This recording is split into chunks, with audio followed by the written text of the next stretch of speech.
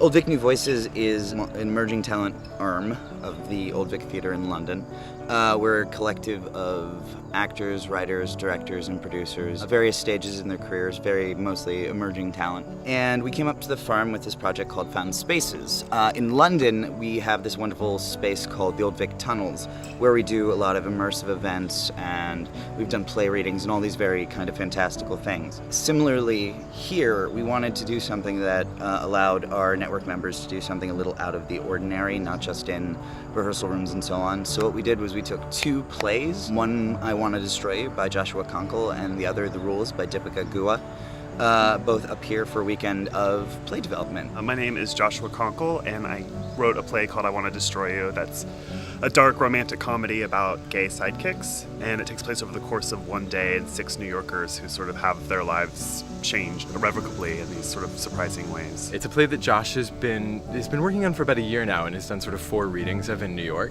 So the last couple of days for us have been less about like rewrites on the script and more about trying to like start just throwing stuff up on its feet, because Josh has never actually been able to be in a room with actors. And he was really hungry to do some really heavy scene work with the actors and a director and explore things and see how they grew. We actually staged every scene within the past 2 days, and then today we did the play in essence, and we did it all over the farm. You know, some scenes would be down by the street, some scenes were by the pig pen or on the porch or in the bedroom, and it was really exciting and fun. The Rules by Deepika is a little bit in an earlier place, and she wanted to kind of do some really heavy table work with a talented cast, and we went over it with a fine-tooth comb.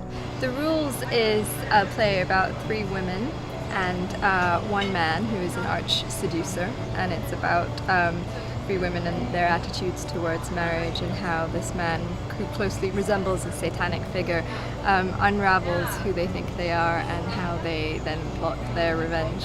So it's a romantic comedy turned revenge tragedy. We've basically just been reading through it a lot and taking note and discussing things that popped up, questions that we had, and then we sequester Deepika to make rewrites. And she'd come down 3 hours later, a little jittery from caffeine, with a lot of new pages. It's been incredible for me. If I had this team of people constantly, I think I would get through drafts much quicker than I do in my actual life. And being out here, the quiet has just been huge for me, and I think I'm just much further along in the draft than I was 2 days ago. She's made some incredible changes to the script, like overnight, that are just really like subtle and sophisticated and shocking since they've happened so quickly. And I think the reason why on both projects we were able to work so well is because when you're developing work in New York, especially at a kind of smaller or grassrootsy level, or doing it for the love of the game sort of level, people always tend to have some other place they need to be, or they're coming from something, or they're late. In New York, when you're working on things, you have to work so quickly, and you're under such a clock, and you're not able to like process things and think about things outside of the room. And so the idea of having a place where we all kind of live together, we take our meals together, we can go at the pace of what the work demands, is the thing that Ryder Farm offered us. I mean, whenever you're doing something in like a real space, like whether we're working in like the parlor of that house over there, or we're like working on the gazebo, it forces you to be more present because you're not just in like a rehearsal room with fluorescent lights. So I think the work that everyone does is sort of immediately more honest in a way and raw, because you have no choice but to be dropped in and aware of your surroundings. I'm always intrigued by how the landscape of the place where you're writing influences the text. It always happens.